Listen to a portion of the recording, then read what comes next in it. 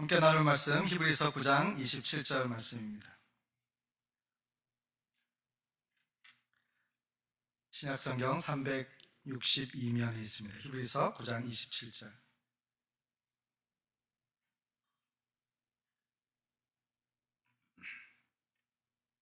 여러분이 한 목소리로 같이 봉독합니다. 시작. 한번 죽는 것은 사람에게 정해진 것이요 그 후에는 심판이 있으리니. 아멘. 오늘의 핵심 질문 세 번째 시간으로 영혼을 준비하셨습니까? 라는 제목으로 같이 말씀의 은혜를 나누고자 합니다. 어느 날 제가 잠을 자는데 새벽에 좀 일찍 깬 일이 있었습니다. 왜냐하면 평소에 좀처럼 꿈을 잘 꾸는 편이 아닌데 굉장히 선명하게 꿈을 하나 꾸었어요. 제가 병원에 갔는데 의사가 저보고 폐에 문제가 있다 이렇게 말하면서 당신은 앞으로 2년 남았다라는 얘기를 하는데 진짜 제가 병원에 가서 얘기를 듣는 것 같이 아주 엄숙한 표정으로 저에게 말하는 이야기를 딱 들었습니다. 그 짧은 순간인데도 꿈속에서 굉장히 많은 생각들이 오고 가면서 이제 그 남은 시간을 어떻게 살아가야 할 것인가, 또 남겨진 가족들에 대해서는 내가 어떤 것들을 준비해 줘야 되는가, 시집도 안 갔는데 뭐 이런 생각부터 시작해서 우리 아이들이, 제 아내가 아니고 우리 아이들이 그 다음에 아내는 어떻게 하고 집은 어떻게 하고 뭐 이런 생각들부터 시작해서 여러 가지 생각들이 막 복잡하게 떠오르기 시작했던 것입니다. 그리고 꿈속에서 조급한 마음과 좀 막막한 마음이 들었습니다. 근데 그 시간이 얼마였는지는 잘 생각나지 않지만 아주 길지는 않았을 것 같아요. 그런데 제가 곧 잠에서 깨웠습니다. 그래서 그게 꿈이라는 사실을 알게 됐어요. 안도의 한숨을 내쉬는데 다시 누워서 잘 생각이 나지는 않더라고요. 그래서 그냥 일어나서 제 밑에 층에 제 방 서재가 있어서 거기에 내려가서 이제 하루를 시작한 적이 있었습니다.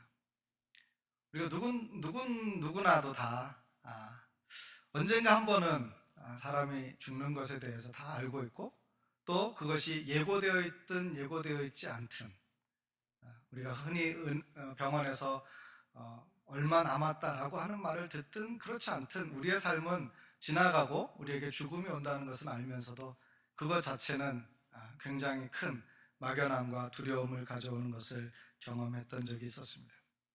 오늘 저는 히브리서 9장의 말씀으로 한번 그런 부분에 대해서 우리가 다시 한번 생각해 보기를 원합니다. 오늘 나누고자 하는 첫 번째 메시지는 인생은 불확실하고 죽음은 확실합니다 라는 것입니다. 인생은 불확실하고 죽음은 확실합니다. 인생은 참 짧습니다. 우리가 처음이라고 말을 붙이는 그 어떤 것도 사실은 처음이자 마지막입니다. 우리가 처음이라고 생각했던 것, 그것은 우리의 생애에서 다시 처음으로 돌아갈 수 없기 때문에 그것은 처음이자 마지막이라는 거예요. 모세는 인생을 사는 동안에 하나님 앞에서 그런 면에 있어서 좀 지혜롭게 살기를 원하는 마음이 있었습니다. 시편 90편 10절에 보면 모세가 이렇게 노래합니다. 우리의 연수가 70이요 강건하면 80이라도 그 연수의 자랑은 수고와 슬픔뿐이요 신속히 가니 우리가 날아가나이다. 아니요, 요즘에 그것보다 조금 더 사는 것처럼 여겨질지라도 90 혹은 100세를 산다 해도 그 시간은 그 인생을 살았던 분들에게 여쭤보면 항상 그것은 신속하게 지나간 빠른 시간의 한 부분이라는 것을 고백하는 것을 듣습니다. 모세는 오히려 우리가 얼마나 오래 사는가, 또 얼마나 오래 살 것인가에 대한 기대보다 우리로 하여금 지금부터 남아있는 우리의 생애 가운데서 어떻게 사는 것이 올바른 것인가, 지혜로운 것인가에 대해서 하나님 앞에 기도하는 것을 볼 수 있습니다. 시편 90편 12절 말씀은 이렇게 기록되어 있습니다. 같이 한번 읽어볼까요? 시작. 우리에게 우리 날 계수함을 가르치사 지혜로운 마음을 얻게 하소서. 우리 날 계수함을 가르치사, 이것은 뭐냐면 우리에게 얼마의 시간이 주어졌는지를 계산하고 거기에 합당하게 행동하도록 하는 것입니다. 시간이 많지 않을 때 여유를 부리는 사람은 없습니다. 시간이 많지 않을 때는 어떻게 해요? 더 지혜롭게 하고 더 조직적으로 더 무언가 치밀하게 더 열정을 다해서 헌신하는 마음으로 살아가야 하는 것입니다. 저는 가끔 그것을 스포츠에서 경험합니다. 야구처럼 시간 제한이 없는 경기는 별로 그런 영향이 없지만은, 그러나 농구와 같이 시간 제한이 있는 경기에서 보면 만약에 한 1분이나 2분 남았다. 그런데 점수 차이가 한 3점이나 5점 차이가 난다. 그럴 때는 양팀 감독의 전략이 아주 빛을 발합니다. 빈번하게 휘슬을 불어서 작전 타임을 갖습니다. 그리고 그때에는 훨씬 더 치밀하게 이렇게 하고 저렇게 하고 라는 것들을 지시하고, 그 가운데서 마지막 승부수를 띄우는 것처럼 살아가는 거예요. 경기의 첫 부분에서는 그런 일이 좀처럼 일어나지 않습니다. 그러나 경기가 종반을 향해 갈수록 그 경기의 치열함이라고 하는 것은 보는 사람에게도 손에 땀을 쥐게 하는 장면이 되어져요. 모세가 그것을 이야기하고 있는 것입니다. 우리 날 계수함을 가르치사. 이것은 우리에게 남아있는 시간, 주어진 시간과 기회가 그렇게 많지 않다라는 것을 생각하고, 그것을 통해서 우리가 할 수 있는 가장 좋은 일들, 아름다운 일들, 선한 열매를 맺는 일에 우리 인생과 관심이 있어야 한다는 것을 말하는 것입니다. 우리가 자주 읽는 야고보서 4장 14절 말씀을 같이 한번 읽어보겠습니다. 야고보서 4장 14절 시작.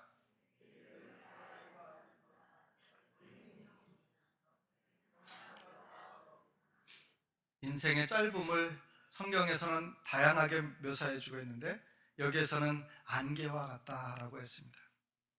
안개가 자욱할 때는 길을 보기가 어렵습니다. 그런데 그 안개가 머무는 시간은 그렇게 오래지 않습니다. 햇볕이 나고 온도가 올라오면 그것은 쉽게 사라져 버리는 것입니다.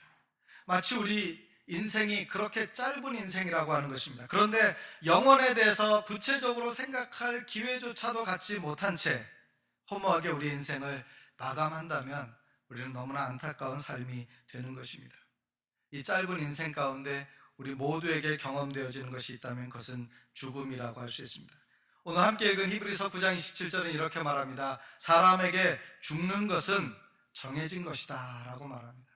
예전 성경에는 정하신 것이요 이렇게 번역했고, 지금 개역 개정판에서는 정해진 것이다 이렇게 말합니다. 세상에 어떠한 힘도, 어떠한 의술도, 몸에 좋다는 어떠한 음식도, 아무리 인공장기를 개발하고 아무리 어떤 새로운 기술과 능력이 생긴다 할지라도 사람을 죽음이라고 하는 이 근원적인 문제로부터 자유롭게 할 만한 것은 이 땅 가운데 없다라는 것입니다. 우리가 어떤 분의 죽음을 슬퍼하며 그 가정을 문상할 때가 있습니다. 장례식에 참여할 때가 있습니다. 근데 전도서의 말씀에도 나오지만, 우리가 지금은 그 사람을 위하여 가지만 언젠가는 사람들이 나의 죽음을 조문하러 올 것이다. 그것이 성경 가운데 기록되어 있는 것이고 우리가 경험하는 것입니다. 그런데 우리가 그것을 막연하게 부정하거나, 혹은 자기 마음 가운데 불안한 마음으로 살아가거나, 혹은 전혀 그것을 의식하지 않는 것, 다 하나님 앞에 지혜로운 삶이 아니라고 하는 것입니다. 여기 있는 분 중에서 누가 이것을 부인할 수 있습니까? 모든 사람이 죽는다는 사실에 대해서 다 우리가 인정하고 있습니다. 우리가 알고 있습니다. 다만 그것을 우리의 삶에서 매일 느끼지 않을 뿐인 것입니다. 다윗은 말하기를 죽음과 나 사이는 마치 한 걸음의 차이뿐이 없는 것 같다. 한 걸음의 차이다. 그것이 얼마나 가까이 있는가라고 하는 것을 느끼게 해줍니다. 어쩌면 여기에 이 말씀에 참여하는 20대의 젊은이들은 그게 무슨 소린가 이렇게 생각할지 모릅니다. 그러나 우리가 알고 있는 자연적인 진리가 하나 있어요. 그것은 뭐냐면, 태어나는 것은 순서가 있지만 죽는 것에는 순서가 없다는 거예요. 여러분의 죽음을 예고하는 것이나 그것을 저주하는 것이 아닙니다. 그러나 우리가 우리의 인생 가운데도 그런 날이 있을 수 있다는 것을 생각해봐요. 저는 밴쿠버에 와서 이제 교회에서 사역하면서 비교적 장례식을 한국에 있을 때보다 훨씬 더 많이 집례할 수 있는 기회가 있었어요. 어떤 분은 정말 아침에 쓰러져서 그 다음날 세상을 떠나서 장례를 치른 경우도 있었어요. 28살 난 젊은이가 후두암이 생겨가지고 한 1년 동안 투병하다가 더 이상 치료받지 못하고 세상을 떠난 그런 경우도 있었습니다. 나이 많아서 돌아가신 분도 있었지만 젊은 사람들에게도 예외 없이 끔찍한 사고나 질병이 올 수도 있는 그런 어려운 세대 가운데 살고 있습니다. 그러므로 우리는 우리의 인생 가운데 죽음이라고 하는 것이 막연히 먼 미래에 언젠가 일어날지도 모르는 그런 사건처럼 생각할 것이 아니라 그것에 대해서 지혜로운 마음을 가지고 살아가야 한다는 것입니다. 전도서 7장 2절에 보면 전도서 기자는 우리에게 이렇게 가르쳐주고 있습니다. 같이 읽어볼까요? 초상집에 가는 것이 아멘. 잔치는 하는 사람도 있고 안 하는 사람도 있을 수 있어요. 그러나 죽는 것은 모든 사람에게 일반으로 임하는 것이고, 그 죽음의 자리에 갔을 때 우리가 비로소 무엇을 더 깊이 생각하게 되어집니까? 인생을 더 깊이 생각하는 거예요. 사람 사는 게 무엇인가? 어떻게 살아야 할 것인가? 어떻게 준비할 것인가? 이런 것들에 대해서 생각하게 된다는 것입니다. 죽음에 대해서 우리가 모르는 것이 세 가지 있습니다. 언제 죽을지 모른다. 어디서 죽을지 모른다. 그리고 어떻게 죽을지 몰라요. 근데 죽음에 대해서 우리가 분명하게 아는 세 가지가 있어요. 그것은 뭐냐면 우리가 다 죽는다는 거고요. 아무도 함께 갈 수 없다는 것이고요. 또 하나는 아무것도 가지고 갈 수 없다라고 하는 것입니다. 크리스찬 광고에 보니까 그런 사진이 있었어요. 수의에는 주머니가 없다. 그런 광고가 있었어요. 수의에는 주머니가 없다. 캐나다에서는 따로 수의를 입히지 않고 그냥 평상시에 입던 정장이나 이렇게 해서 고인을 보내드리지만, 동양 한국에서는 주로 배로 이렇게 수의를 만들어 둡니다. 그래서 윤달에 수의를 사놓으면 오래 사신다 그래가지고 막 수의를 사기도 하고 그러는데, 중요한 것은 수의에는 주머니가 없다는 거예요. 거기 뭘 넣어갖고 갈 수 있는 것이 없습니다. 우리가 무엇을 넣어준다 한들 그것이 유용한 것이 아니라 그냥 우리의 마음 가운데 있는 위안이나 혹은 추억의 작은 것들일 뿐입니다. 그 어떤 것도 우리가 죽음에서 가져갈 수 있는 것이 없다라는 것입니다. 인생의 무상을 느낄 만한 것들이 이 땅 가운데서 우리에게 종종 일어나는 것입니다. 그러므로 우리는 시편 39편 4절과 5절에 있는 말씀처럼 우리의 인생을 하나님 앞에서 겸손하게 살아야 할 것입니다. 같이 한번 읽겠습니다. 여호와여, 나의 종말과 연한이 언제까지인지 알게 하사 주께서 나의 날을 한 뼘 길이만큼 되게 하시네. 나의 일생이 주의 앞에는 없는 것 같사오니. 영원하신 하나님 앞에서 볼 때 우리가 살아가고 있는 이 인생이라고 하는 것은 그것이 얼마이든지 간에 매우 짧은 시간이라는 것을 기억해야 한다는 것입니다. 그래서 알렉산더 대왕과 또 그 이전에 로마 제국의 장군들은 항상 라틴어로 이 말을 마음에 두었다고 해요. 메멘토 모리라는 말이 있습니다. 메멘토 모리. 그 말은 뭐냐면 당신도 죽는다라는 말입니다. 당신도 죽는다. 메멘토 모리. 그들이 성공했을 때, 전쟁에서 승리했을 때, 무언가를 성취했을 때 그들의 마음에 다시 들어야 할 메시지가 있었는데, 그것이 뭐냐면 당신도 죽는다라는 거예요. 누군가를 죽이고 개선 장군처럼 돌아왔지만, 그러나 그 삶이라고 해서 결코 영원한 것은 아니라고 하는 것입니다. 죽음을 부인하는 것이 아니라 죽음을 기억하고 의식하는 것이 지혜로운 삶인 줄로 믿습니다. 두 번째 메시지는 노후 준비도 필요하지만 사후 준비도 꼭 해야 된다는 거예요. 전체적으로 서구 사회에서 발달된 곳에서 의학과 다양한 것의 발전으로 말미암아서 평균 수명이 조금 늘어나고 있습니다. 한국 같으면 평균적으로 남자는 79세, 여자는 83세를 산다고 합니다. 그러나 이것은 아주 분명히 말씀드리지만 이것은 통계이지 모든 각자의 사람에게 주어진 보장된 시간은 결코 아니라고 하는 것입니다. 물론 예전보다 은퇴 이후의 삶의 시간들이 길기 때문에 한국에서도 그렇고 캐나다에서도 그렇고 그때의 삶을 준비하는 여러 가지 아이디어들, 재정을 어떻게 세이브할 것인가, 삶을 어떻게 더 단순하게 할 것인가에 대한 많은 사람들의 논의가 있는 것은 사실입니다. 그래서 우리가 노후 준비를 잘 하고자 하는 그런 마음을 갖습니다. 그런데 노후 준비만 잘해서 되는 것이 아니라 노후는 20년이지만 우리가 영원한 세계에서 살 것에 대한 준비, 사후에 대한 준비를 철저히 하는 것은 더 지혜로운 것입니다. 왜냐하면 이 죽음 이후의 삶에 대한 준비는 살아있을 때만 할 수 있기 때문입니다. 성경에 이런 말씀이 있으리라고 생각 못 하셨겠지만 전도서 9장 4절 말씀에 재미있는 말씀이 있습니다. 같이 한번 읽어볼까요? 모든 산 자들 중에 들어있는 자에게는 누구나 소망이 있음은 산 개가 죽은 사자보다 낫기 때문이라. 이게 유대인들의 속담이에요. 산 개가 죽은 사자보다 낫다. 사자는 짐승의 왕처럼 여겨지는 맹수의 왕이잖아요. 그런데 개는 유대인들에게는 아주 하찮은 동물이에요. 우리처럼 이렇게 애완견으로 사랑하고 키우는 동물이 아니라 그냥 하찮은 들개와 같은, 하이에나, 여기서 말하는 코요테와 같은 그런 존재입니다. 그런데 그 살아있는 것이 죽은 사자보다 낫다는 것입니다. 이것은 어떤 것을 의미합니까? 아무리 용맹하도, 아무리 멋있어도, 아무리 잘 갖췄어도, 아무리 훌륭했어도, 아무리 좋은 것을 가졌어도 죽었을 때는 그것이 그에게 무용하다는 것입니다. 아무리 없어 보여도, 볼품없고 부족해 보여도 살아있는 것은 가치와 의미, 그리고 기회가 있다라고 하는 것을 말씀해 주는 것입니다. 인생의 가장 큰 비극은 많은 사람들이 살아있는 동안에 정말로 하고자 하는 일 또는 해야 하는 일에 대해서 관심을 갖지 않은 채 인생의 많은 기회들을 낭비해 버리고 인생이 끝날 즈음에서야 비로소 후회되는 삶을 산다라고 하는 것입니다.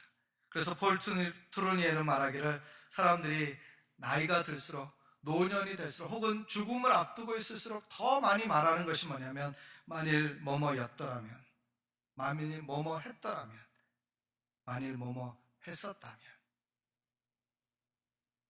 우리의 인생 가운데 뒤돌아볼 때 아쉬움, 안타까움, 아픔이 남아있다라고 하는 것입니다.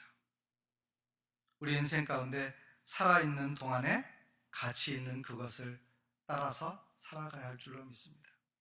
어느 학교에서 선생님이 칠판에다가 그렇게 썼대요. 내일 종말이 온다면 오늘 무엇을 하고 싶을까?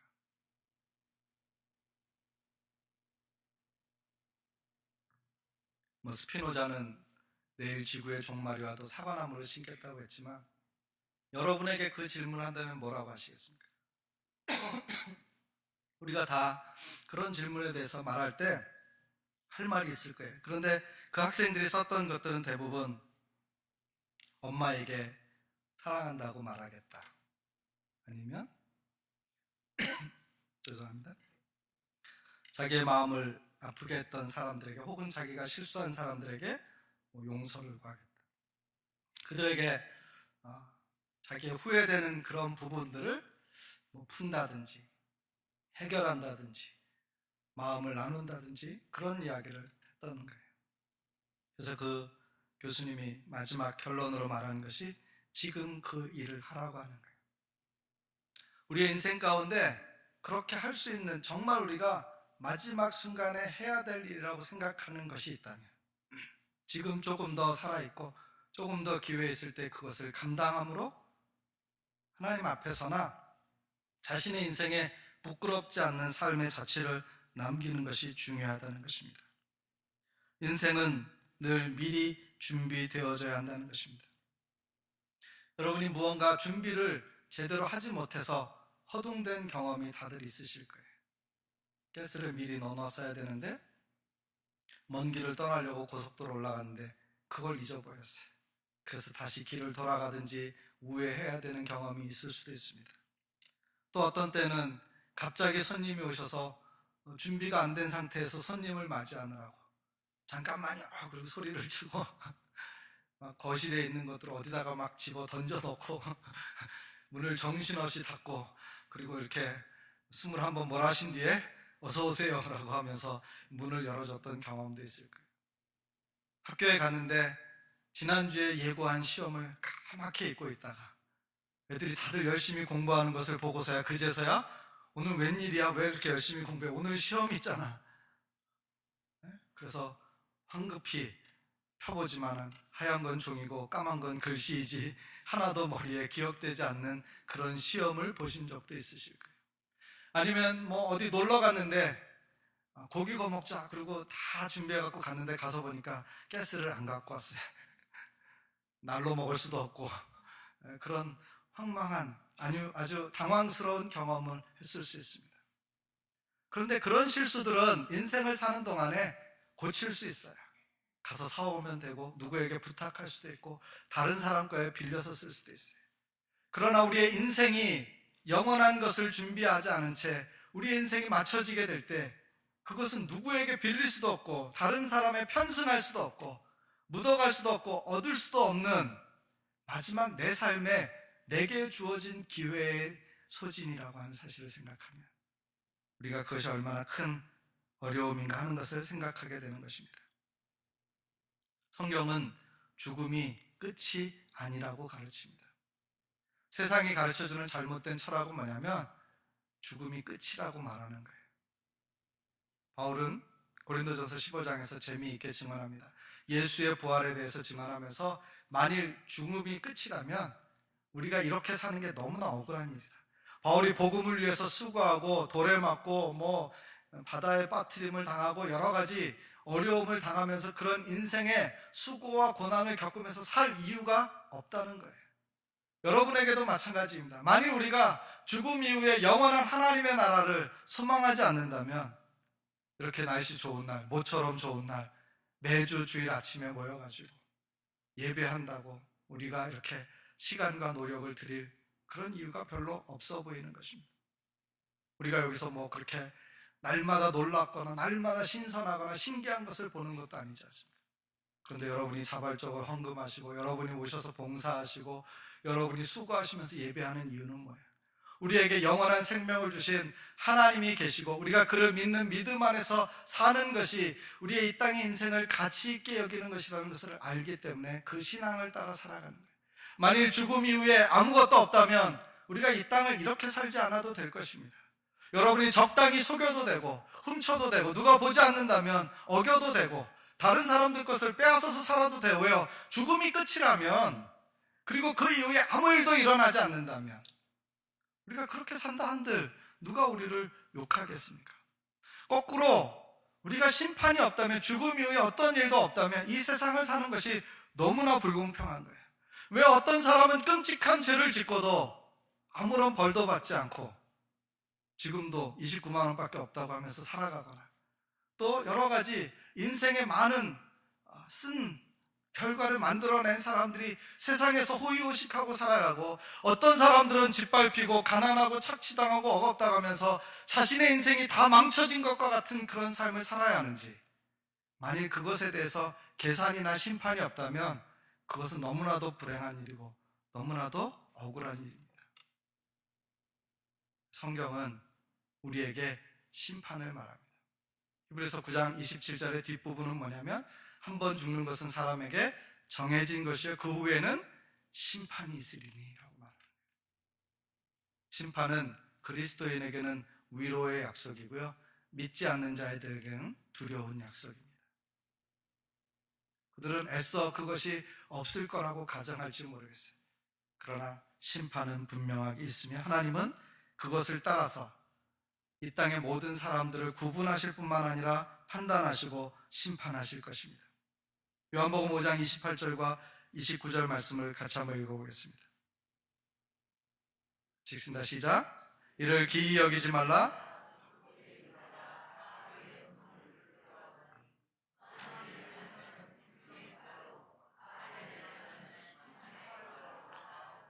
생명의 부활과 심판의 부활이 있다는 것을 말해주는 것입니다. 그런 글을 읽은 적이 있어요. 인생을 학생이 시험 보는 것과 같다. 시험 볼 때 답안지에 뭐라고 쓰는지는 누구 마음이에요? 그 학생 마음이다. 그러나 채점은 누가 하신다? 선생님이 하신다. 이 심판에 대한 가장 적절한 묘사인 것 같아요. 시험지에 답을 뭐라고 쓰는지는 내 마음대로 쓸 수 있어요. 그런데 그 시험지는 내가 채점하는 게 아니고 그 시험을 출제하신 선생님이 채점하는 거예요. 우리의 인생은 내 마음대로 살아갈 수 있는 것처럼 여겨집니다. 그러나 내 인생을 이 땅 가운데 허락하시고 나를 보내시고 나에게 기대하시고 나를 판단하실 그 하나님이 그 모든 것을 알고 계시고 심판하신다는 것을 생각할 때, 내가 심판자가 아니라 하나님이 그 심판하신다는 것을 생각할 때 우리의 인생은 더 진지해져야 되고 올바르게 살아가는 인생이 되어야 된다는 것입니다. 오늘 나눌 세 번째 마지막 메시지는 예수를 만나지 못했다면 아직 죽을 준비가 되어 있지 않은 것이라는 것입니다. 이 땅을 살아가는 동안에 영혼을 준비하는 것은 뭐냐? 예수를 만나는 것인 줄로 믿습니다. 우리가 이 땅에서도 사는 곳에 대해서 준비하잖아요. 여러분이 어디 가서 1박을 하게 된다. 그러면 항상 뭘 생각해요? 가서 어디서 자느냐, 이게 궁금한 거고 준비해야 될 거예요. 그래서 뭐 호텔을 예약하든지 캐빈을 빌리든지 텐트를 가져가서 준비하든지 어떻게 하든 하룻밤을 머물 수 있는 숙소에 대해서 준비하는 것입니다. 인생을 사는 동안에 우리는 늘 그것이 준비되어져 있었고 또 그렇게 사는 것이 우리의 삶에 평안함을 주는 일이었어요. 그러나 만일 여러분이 영원히 사는 집에 대해서 준비되어져 있지 않다면 우리의 죽음 이후의 삶은 하나님 앞에서뿐만 아니라 우리 자신을 위해서도 굉장히 어렵고 끔찍한 결과가 될 것이라고 하는 것입니다. 그 영원한 집을 예비하신 분은 예수님이십니다. 예수께서 십자가에 지신 것은 바로 이 땅에서 우리가 죄로 말미암아 죽고 심판받을 수밖에 없는 그 죄의 짐을 대신 져 주신 것입니다. 여러분, 죽음이라고 하는 것은 하나님이 우리에게 주신 것이 아니라 우리가 죄를 지었을 때 하나님 앞에서 그 죄의 결과로 말미암아 경험하게 된 끔찍한 것입니다. 우리가 죽는 것은 죄의 결과예요.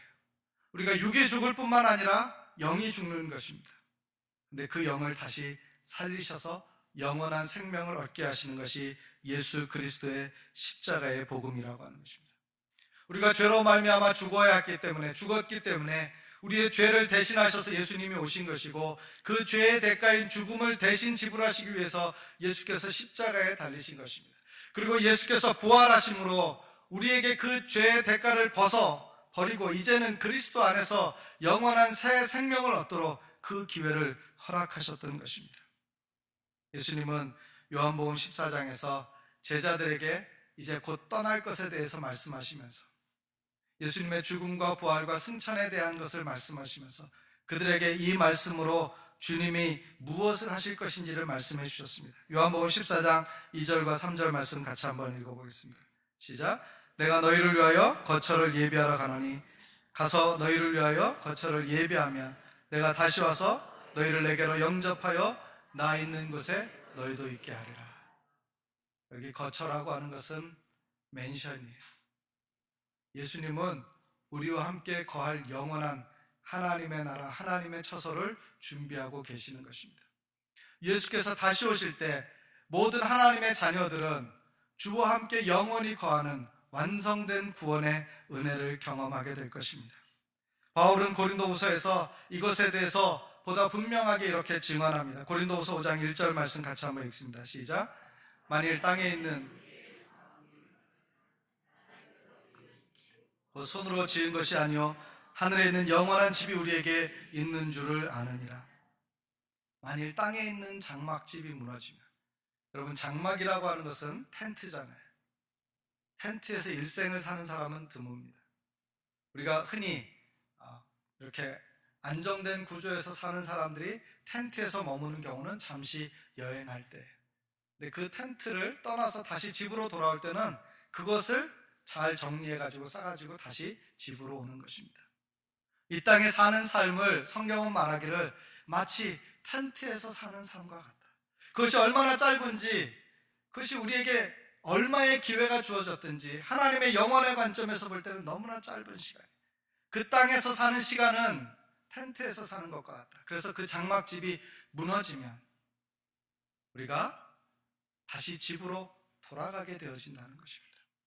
여러분, 한국말에 사람이 죽었을 때 돌아가셨다라고 하는 표현은 굉장히 의미 있는 표현이에요. 돌아가셨다. 그것은 무언가로부터 왔는데 다시 그곳으로 갔다는 것입니다. 우리는 하나님께로부터 와서 이 땅에서 짧은 생애를 살았습니다.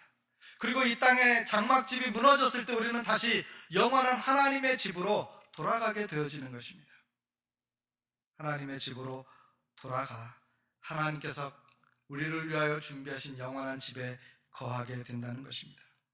그래서 그리스도인들에게 죽음이라는 것이 슬픔이 아닐 수는 없습니다. 모든 죽음은 다 슬픔이에요. 그러나 우리가 그 죽음 가운데에서도 허망함으로 그치는 것이 아니라 소망을 갖는 것은 뭐냐? 우리가 죽었을 때 하나님의 나라로 옮겨질 것이며 주께서 다시 오실 때 영광스러운 그 부활의 날에 주와 함께 영원히 거할 소망을 갖고 있다는 사실입니다. 이 땅에서 몇 살에 죽느냐가 우리에게 그 죽음의 가치를 결정해 주는 것이 아닙니다. 우리가 예수 안에서 죽으면 소망 가운데 죽는 것이지만 예수 없이 죽으면 허망함 가운데 인생을 마치는 것입니다. 그 어떤 것을 가지고 살아간다 한들 그것에 진정한 가치가 없는 거예요. 여러분이 아마 인터넷에서 많이 읽으셨을 거예요. 삼성의 이병철 회장이 세상을 떠나기 전에 차동엽 신부님에게 24가지의 질문을 했어요. 그 질문이 뭐냐면 궁극적인 것에 대한 질문이었어요. 근원적인 것에 대한 질문이었어요. 왜냐하면 자기가 이 땅을 사는 동안에 많은 것을 누리고 살았지만, 많은 것을 성취했지만 이제 죽음을 앞두고 있을 때 그 죽음의 세계, 경험해보지 못한, 누구가 경험하고 와서 알려주지 않는 그런 세계를 앞두고 있을 때 그 마음 가운데 두려움이 있었던 거예요. 모든 사람에게 죽음은 두려움으로 다가올 것입니다. 그러나 예수 안에 있는 것과 예수 바깥에 있는 것은 전혀 다른 결과를 가져온다는 것을 생각하시기를 바랍니다. 그러므로 그리스도 안에서 여러분이 예수께서 우리의 모든 죄를 위하여 십자가를 지셨다는 것을 믿음으로 우리가 이 땅에서 소망 없이 죽는 것이 아니라 이 땅을 살아가는 동안 의미 있고 가치 있게 살다가 이 땅을 떠날 때에는 하나님 앞에서 영광스럽게 그분의 품으로 나아가는, 그의 집으로 돌아가는 그런 죽음을 맞이하실 수 있기를 바랍니다. 그것이 우리가 누릴 수 있는 소망이며 주 안에서 누릴 수 있는 평안인 것입니다. 하루하루가 우리의 인생의 마지막 날인 것처럼 의미 있게 사시고 가치 있게 사시기를 바랍니다. 그리고 언제 주님이 우리를 부르실지라도 기쁨과 감사함으로 하나님 앞에 나아갈 수 있도록 믿음 안에 거하시기를 바랍니다. 여러분의 인생 가운데 아직 죽음에 대한 분명한 답을 갖고 있지 않다면, 영원한 하나님의 나라에 대한 소망이 없다면 오늘 이 아침 여러분이 이 말씀에 의지하여서 한번 죽는 것은 사람에게 정해진 것이요 그 후에는 심판이 있다는 것을 마음에 두시고 여러분이 마음 가운데 예수 그리스도를 영접하시기 바랍니다. 예수님은 우리의 죄를 위하여 대신 십자가를 지셨습니다. 그리고 우리가 그것을 믿을 때 그분의 생명이, 성령이 우리 안에서 역사하시고 그것을 더 분명하게 깨닫게 해주시고 가르쳐 주시고 그 믿음 안에 자라게 하실 것입니다. 그 은혜 안에 사시는 우리 모두가 되시기를 간절히 주의 이름으로 기원합니다. 같이 기도하겠습니다.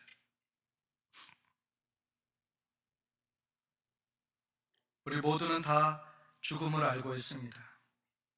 그렇지만 우리가 죽을 것이라고는 별로 생각하지 않고 살고 있습니다. 우리 모두는 다 죽음이 있음을 알지만 죽음을 끝이라고 생각하지 죽음 이후에 영원한 세계가 있다는 것에 대해서 잘 의식하지 않습니다. 우리 모두는 이 땅에서 사는 것이 다인 것처럼 생각하지만 예수를 만나지 못했다면 우리는 이 땅에서 살아도 사는 것 같지 않게 사는 것이 될 것입니다. 사랑하는 형제자매 여러분, 여러분의 인생 가운데 그 어떤 것보다도 근원적으로 해결해야 될 중요한 문제가 있다면 우리가 가장 두려워하는 이 죽음의 문제일 것입니다. 죽음을 소망으로 바꾸는 것은 예수 그리스도를 믿는 믿음 가운데서 이루어지는 일입니다. 그것은 우리가 무언가를 함으로써 되어지는 것이 아닙니다. 우리가 선행을 베풀거나 착한 마음으로 살거나 어떤 것을 공부하는 것이나 세상 가운데서 부자가 되는 것이나 많은 지식을 얻는 것으로 되어지는 것이 아닙니다. 자기의 노력이나 자기의 생각으로 되어지는 것이 아니라 하나님께서 예수 그리스도를 통하여서 이루어 주신 이 놀라운 구원의 은혜를 주님 제게도 주십시오. 그렇게 마음으로 고백하는 것으로 이루어질 수 있습니다. 어떤 사람들은 이것이 너무나 쉽고 간단하기 때문에, 무언가 내가 하지 않았기 때문에 이 구원을 확신하지 못할 수 있습니다. 그러나 구원은 우리가 호흡할 때 공기를 바라보지 못하지만 그것이 내 안에 들어와 나를 생명력 있게 하는 것처럼 하나님의 영을 내 안에 받아들이는 것입니다. 그리고 우리가 그 안에서 살 때 하나님이 나와 함께 하시는 것을 경험하게 되어질 것입니다. 이 구원은 순간에 이루어집니다. 그러나 우리의 남은 생애와 영원한 생애를 위한 가장 최선의 준비인 것입니다. 이 아침에 다시 한번 사랑하는 형제자매들에게 주님의 말씀으로 권면합니다. 우리에게 죽음이 있고 심판이 있습니다. 그러나 우리에게 죽음 이후에 영원한 생명을 얻을 수 있는 기회가 있습니다. 그 기회를 오늘 아침 우리가 이 말씀을 통하여서 들었습니다. 이 말씀을 의지하여서 주님, 제 안에서도 그런 역사가 있기를 원합니다. 나도 예수 안에서 영원한 생명을 누리고 싶습니다. 예수와 함께 살기를 원합니다. 예수님 내 안에 들어와 주십시오. 나는 죄인입니다. 나의 죄를 대신하여 예수님이 죽으셨고 나에게 영원한 생명을 위하여 예수님이 부활하신 것을 내가 믿기 원합니다. 주님 내 안에서 그렇게 역사하여 주십시오. 주님 내 안에 들어와 주십시오. 그렇게 마음으로 소원하는 분들이 있다면 오른손을 들어서 여러분의 마음을 표현해 주시기 바랍니다.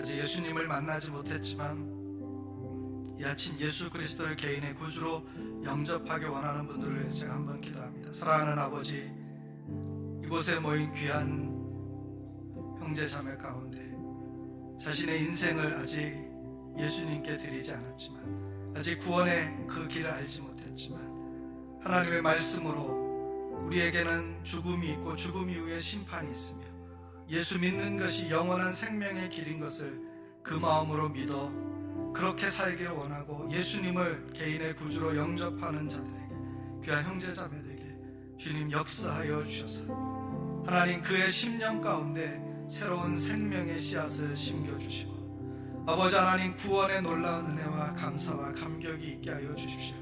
하나님 다시 죄로 말미암는 두려움 가운데 죽음의 두려움에 사는 것이 아니라 영원한 소망을 갖고 사는 저희들이 되게 하여 주옵소서. 예수님의 이름으로 기도합니다.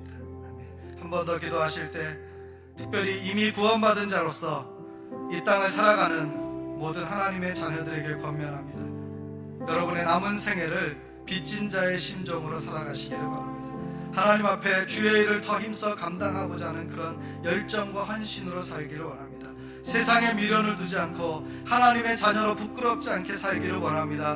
우리에게 남은 생에 하나님 앞에 기도할 것은 주여 우리의 남은 날을 계수하게 해주시고 남아있는 모든 시간 동안 한순간도 하나님 앞에 헛되게 버리지 않고 영광 돌리게 해주십시오. 의미 있게 살게 해주십시오. 가치 있는 삶을 추구하게 해주십시오.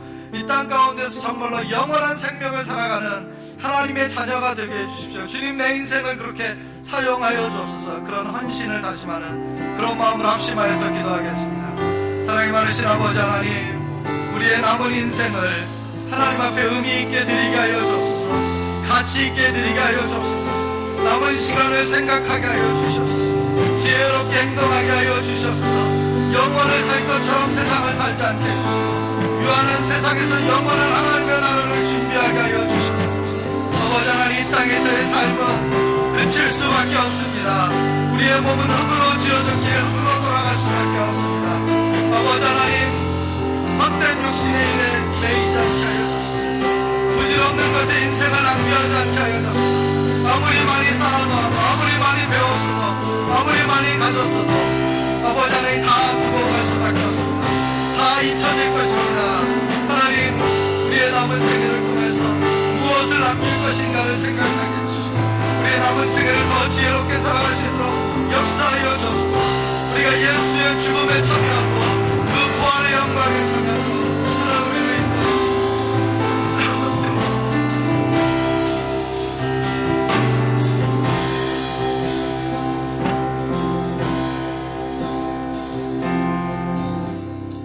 사랑하여 많으신 아버지, 참 감사합니다.